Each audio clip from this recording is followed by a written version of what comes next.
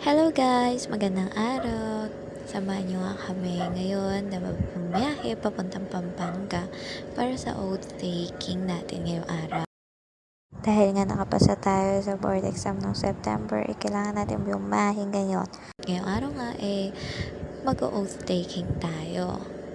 Nakamotor lang kami kaya mahaba-habang biyahe. Kami nga pala ay taga Subic, kaya naman malayo-layo biyahe ang kailangan namin. Sobrang haba nga ng binyahe namin namanhid na ang puwet namin dalawa.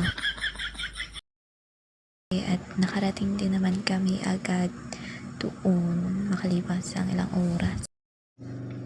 Nang makarating nga kami sa Pampanga, kumain muna kami ni Papa sa Jollibee at dahil nga mahaba-haba ang biyahe at umaga pa lang kami umalis, maaga rin naman kami nakarating. Kaya naman punta na tayo sa venue. Nakapagbihis na nga ang inyong ate.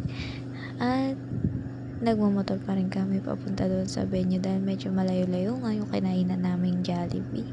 Medyo na traffic pa dahil nga ang daming sasakyan ng naglalabas-pasok na doon sa may papuntang venue. Nung malapit na nga kami doon sa venue may nagturo sa amin ng daan.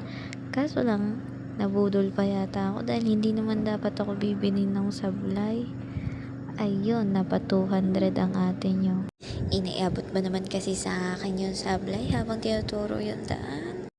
Nang makapasok na tayo sa loob at magsimula ang event ay hindi ko alam kung paano ko hawakan yung cellphone. Kaya naman, pasensyahan nyo na at kesa may at ang baba ko lang ang makikita nyo dahil hindi nga dapat allowed ang paggamit ng phone habang nagpo-program.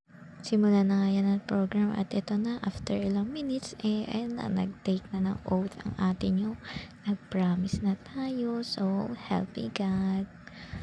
Napakarami natin pinasalamatan sa program na yan, pero syempre mas gusto kong pasalamatan si God at lalo na ang parents ko, ang pamilya ko na lagi nakasuporta sa akin. Thank you rin kay ate girl na nagpin sa akin, nakatawi ko lang sa upuan. And also, syempre hindi tayo makakarating sa kung nasan tayo ngayon kung hindi dahil sa ating parents. So salamat ako sobra. And pasensya na nga kayo sa mukha ko dyan dahil oily na at medyo mahaba nga ang biyahe. At di nga ako na-inform na may sayawan palang mangyayari dyan. Pero syempre, go with the flow lang tayo hanggang sa matapos ang program. Ginusto mo yan Bale guys, kasama ko nga pala dyan ang aking papa and ang aking kaibigan. And uwi na nga tayo after the event. Bihis agad na para bang transformer. Uwi na tayo dahil medyo traffic at maulan ay hindi na pinahawak sa akin ni papa ang cellphone. Pinatago niya na.